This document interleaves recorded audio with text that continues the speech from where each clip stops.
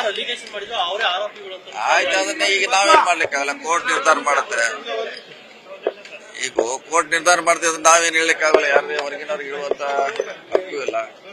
ಇದಕ್ಕೆಲ್ಲ ಕೂಡ ಹೇಳಿದೀವಿ, ಎನ್ಕ್ವೈರಿ ಮಾಡ್ತಾರೆ, ಅಂತಿಮವಾಗಿ ಕೋರ್ಟ್ ನಿರ್ಧಾರ ಮಾಡ್ತಾ ಹೇಳಿದ್ವಿ. ಈಗ ಅದೇ ಮಾಡ್ಬೇಕಷ್ಟೇ. ದ್ವೇಷ ಭಾಷಣದ ಬೆಳೀತಾ ಇರ್ತಾ ಇದೆ, ಅದನ್ನ ಧರ್ಮ ಲೇಪನ ನಡೆಸ್ತಾ ಇದ್ದಾರೆ. ಬಿಜೆಪಿ ಅವರನ್ನ ಟಾರ್ಗೆಟ್ ಮಾಡ್ತಾ ಇದ್ದಾರೆ. ನೋಡ, ಚರ್ಚೆ ಮಾಡ್ಲಿಕ್ಕೆ ಅವಕಾಶ ಇದೆಯಲ್ಲ. ಅವ್ರೇನ್ ಸಲಹೆ ಇದ್ರೆ ಕೊಡ್ಬೋದು, ಸರ್ಕಾರಕ್ಕೆ ಸೂಕ್ತ ಇದ್ರೆ ಅದ್ರ ಬಗ್ಗೆ ಅದನ್ನು ಕೂಡ ಇನ್ಕ್ಲೂಡ್ ಮಾಡಬಹುದು. ಚರ್ಚೆ ಮಾಡ್ಲಿಕ್ಕೆ ಸಂಪೂರ್ಣವಾದ ಅವಕಾಶ ಇದೆ.